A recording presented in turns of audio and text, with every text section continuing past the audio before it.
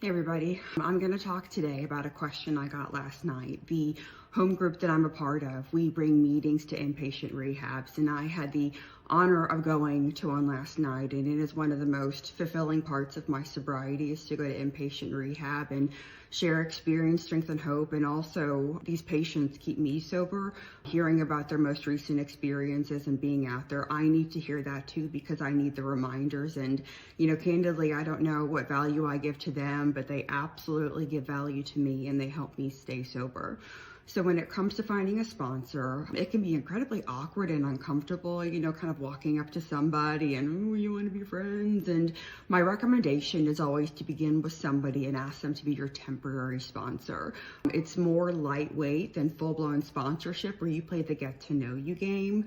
But how do you pick a sponsor in a meeting? Well, my recommendation is that you listen for somebody that has what you want, because ultimately one of the primary responsibilities of a sponsor is to take you through the steps, and they're going to take you through the steps as they were taken through the steps. So ultimately, if you do as they suggest and do the work that they've requested, your sobriety should ultimately look like theirs. Additionally, as a sponsor, something that I request for somebody that's new in the program is to call me every day. We might check in for 2 minutes. It might be a 30-minute conversation, but ultimately we do that to build rapport, number one, and number two, so there isn't this 5,000-pound phone when push comes to shove and they really need to talk to somebody because they're anxious or they're worried or they're annoyed or they're feeling triggered.